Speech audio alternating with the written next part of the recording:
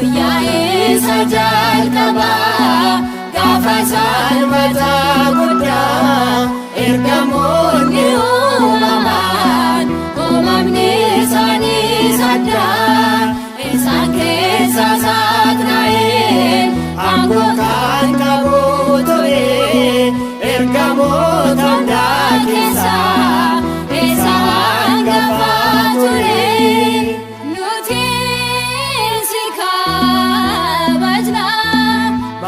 Keesni faarfannaa akkuma ergamoota ulfina kee jaallannaa qulqulluu qulqulluu qulqulluu jechuudha.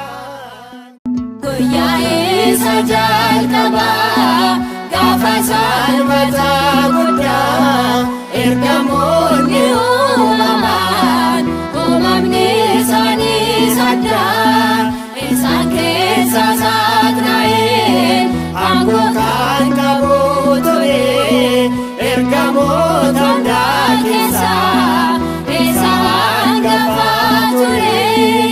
Nuti si kabajna maqaa kees ni